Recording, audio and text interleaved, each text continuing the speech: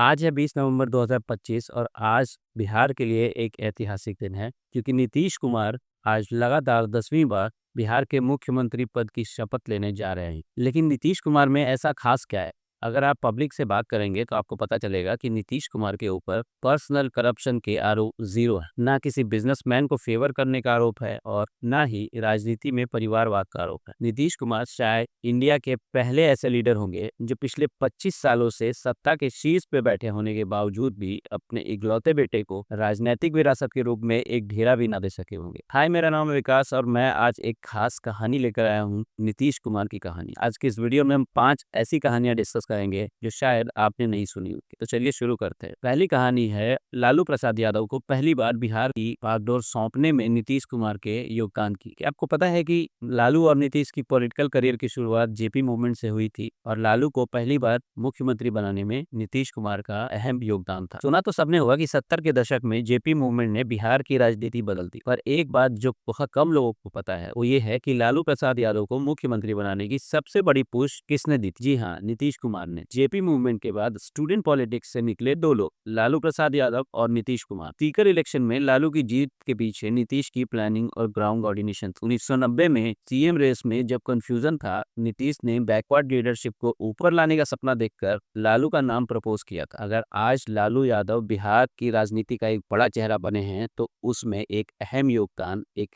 अहम कैरेक्टर नीतीश कुमार का भी है। कहानी नंबर 2, जब नीतीश कुमार ने एक छोटी सी रेल दुर्घटना की जिम्मेवारी लेते हुए रेलवे मिनिस्टर की कुर्सी छोड़ दी। सत्ता हर कोई चाहता है, पर उस सत्ता से दूर चले जाना, दुर्भाग्यपूर्ण घटना की नैतिक जिम्मेवारी लेते हुए, ये बहुत कम लोग कर पाते। 2002 में समस्तीपुर में एक ट्रेन हादसा हुआ। इन्वेस्टिगेशन चल रही थी पर कुछ भी क्लियर नहीं हो पाया था। लेकिन नीतीश कुमार ने कहा, जब तक मेरे विभाग के नीचे एक भी जान जाती है, इसकी मोरल रिस्पॉन्सिबिलिटी मेरी है। और उन्हें बिना किसी प्रेशर के रेलवे मिनिस्टर का पद छोड़ दिया।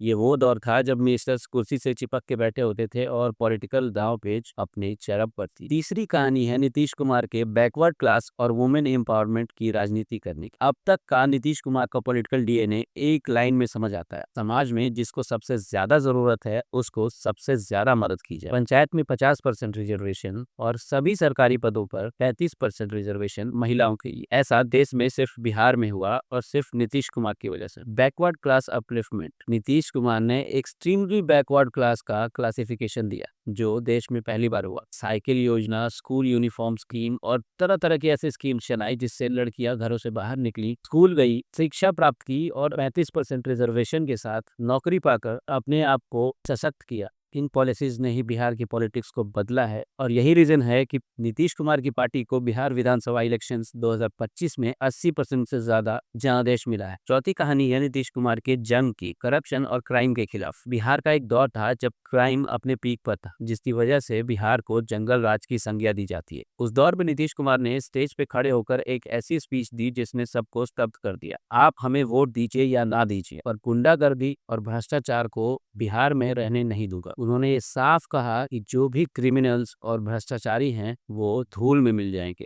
ये वो दौर था जब नीतीश कुमार के साथ खड़े कुछ लोग भी क्राइम में इन्वॉल्व थे, लेकिन नीतीश कुमार ने इसे सख्ती से निपटा और क्राइम से निपटने में नीतीश कुमार ने कोई भी पार्शियलिटी नहीं की। सबके सामने एक ही सीधा मैसेज दिया, no compromise. Fast track courts, police reform, special task forces, एक सर्जिकल क्लीनअप शुरू किया जिसके बाद बिहार का क्राइम ग्राफ डिकेड में सबसे नीचे चला गया। अब नीतीश कुमार की कहानी निकली है तो ऐसा कैसे हो सकता है कि उनकी अलायंसेस तोड़ने की कहानी न दोहराई जाए, जिसकी वजह से उनको पलटू चाचा का खिताब मिला। पहला ब्रेकअप इन्होंने किया आरजेडी से। ये मुख्यमंत्री बनने से बहुत पहले की बात है जब उन्होंने लालू की पार्टी से अपना रिश्ता तोड़ लिया और इंडिपेंडेंट पहचान बनाने की ठानी। दूसरा ब्रेकअप बीजेपी से। 2013 में मोदी का पीएम फेस अनाउंस हुआ। नीतीश की आइडियोलॉजी, सेक्युलर पॉलिटिक्स और इंक्लूसिव गवर्नेंस को ये कतई मंजूर नहीं। पर्सनल नहीं, प्रिंसिपल का कॉन्फ्लिक्ट था। लोग ये भी कहते हैं कि नीतीश कुमार की महत्वाकांक्षा थी देश का प्रधानमंत्री बनने की। 2017 में फिर से साथ आए गवर्नेंस की अलाइनमेंट की वजह से और 2022 में फिर से अलग हो गए इंटरनल ट्रस्ट इश्यूज की वजह से। हर अलायंस को तोड़ना और नई अलायंस बनाना एक स्ट्रेटेजिक मूव था जिसने नीतीश कुमार को कुर्सी पे बनाए रखा। बिहार के पॉलिटिकल एनालिस्ट प्रशांत किशोर कहते हैं कि नीतीश कुमार वीक पॉलिटिक्स करते हैं। जब आपको नीतीश कुमार कमजोर दिखें तो उनको हल्के में नहीं लेना चाहिए और नीतीश कुमार ने ये बात कई बार प्रूव की है। किसी भी पार्टी का दबाव, किसी भी अलायंस का दबाव, किसी भी व्यक्ति विशेष का दबाव नीतीश कुमार ने बर्दाश्त नहीं किया है। नीतीश कुमार ने जो राजनीति करी है उसके बेसिक प्रिंसिपल्स में एक खास बात है, परिवारवाद को खत्म करना। शायद यही कारण है